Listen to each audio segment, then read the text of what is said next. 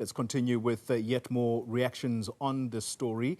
And we speak now to a community leader in Saldanha. He also is from the Patriotic Alliance, Mr. Frachom, good evening to you. Thank you very much for your time. What does this sentence mean for the community of Saldanha? Thank you for having me. It is definitely a bittersweet result, I would say, because, you know, the community is glad that they got sentenced, but we must remember Joshlin is still gone. And, I mean, this little baby, and it's right, we will never stop looking for Joshlin. Yeah, and just as exactly as you say those words, that the community should never stop looking for Joshlin, you have a commitment from the police in the Western Cape through the commissioner there. You also have the head of the prosecutions in the province calling for the same, including the family members of Joshlin Smith. Do you still harbor hope that she may still be found? You know, in the absence of a body, we still believe in there's a hope that she's still alive. We are very glad that, you know, we got a commitment from the national prosecutor and also SAP saying that they will not stop looking for Joshlin, because that is what we've been saying all along.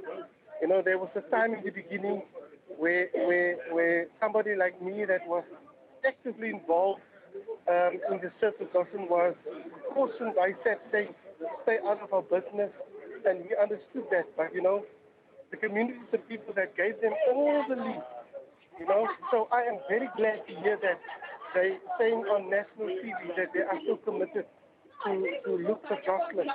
So from the community side, we are also committed, and we are still searching. I'm telling you, we are still searching for Joshlin.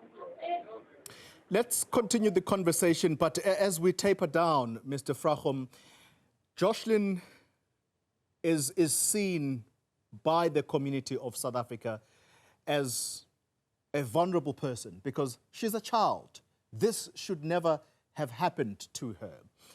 Listening to the judge today and expressing himself on all of the three people that have been convicted of this crime, when he says they showed no remorse, do you think as a community these people should ever be released on parole? And we know the South African justice system, at some point they will be released. But would you argue for people like this who do this to the most vulnerable to actually never come out of jail, if possible? That is exactly how I feel. They must never see the outside of the prison, never. Because, I mean, Kelly wasn't even prepared to testify. She wasn't prepared to take the stand. So, as for me, they must just stay there. In fact, the 10 years that got for kidnapping is still too little in terms of, you know, I mean, kidnapping somebody, a vulnerable child, it's not on. You understand? So they should have gotten 2 life sentences.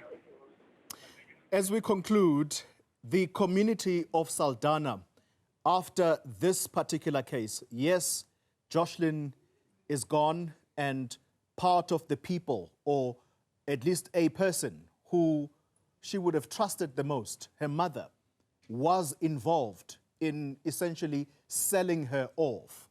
Do you think, though, that this case may have injected something different to that community, just in terms of looking after children, so that if you have a young child, you know exactly where your child is, at what time, who they are with at a point in time? Do you think that it's some kind of a wake-up call, if you like?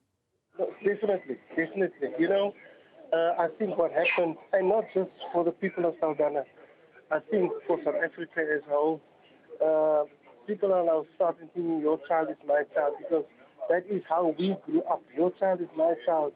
The auntie in the street, down the street, would hit us in the olden days as children because my mother was at work.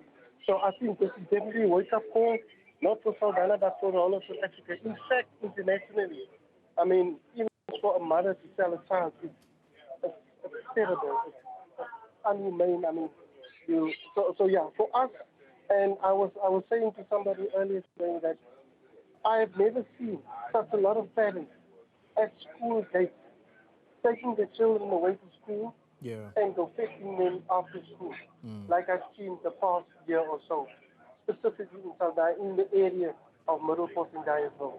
Yeah. Thank you very much for your time, Venon Frachom. He is a councillor from the Patriotic Alliance party, but also a community leader in Saldanha.